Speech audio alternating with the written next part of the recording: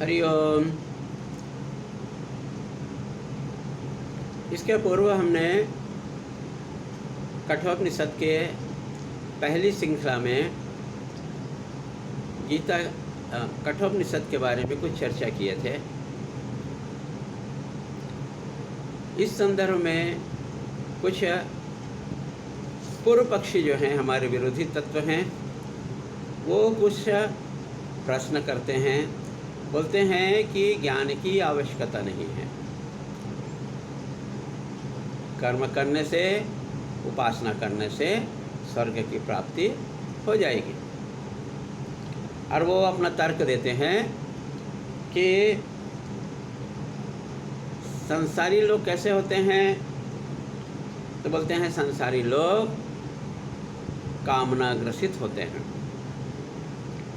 लोग कभी व्यापार ठप होने से के कारण से दुखी रहते हैं, कभी पत्नी तंग करती है तो दुखी रहते हैं, कभी भैंस कम दूध देती है तो दुखी रहते हैं, कभी संतान साथ नहीं देता है तो दुखी रहते हैं।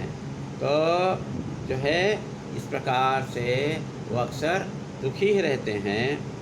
तो कामना से कलुषित चित्त वाले तो कुछ सुनना ही नहीं चाहते। और दूसरी बात है कि ज्ञान का अधिकारी कोई है ही नहीं, ब्राह्मणत्व किसी में नहीं है, क्योंकि कोई आजकल का कोई भी ब्राह्मण 8 वर्ष में अपने संतान का उपनयन नहीं कराता है, गर्भधारण संस्कार नहीं है कराते हैं,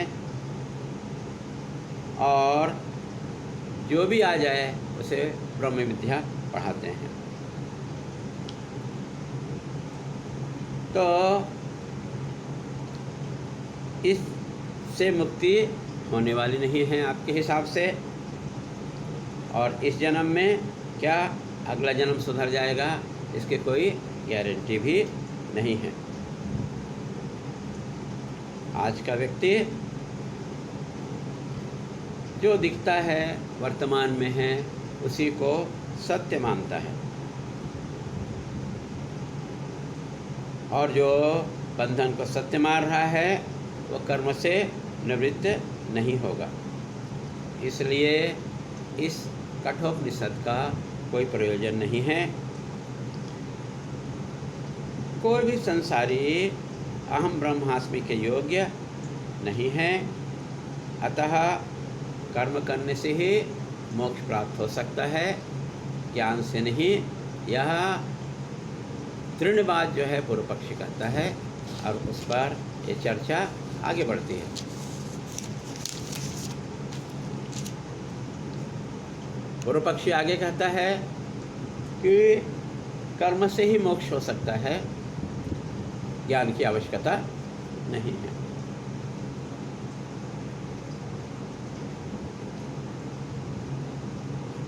तो सैद्धांतिक जो है वो बोलते हैं कि नहीं, कर्म से, उपासना से हम स्वर्ग तक ही जा सकते हैं।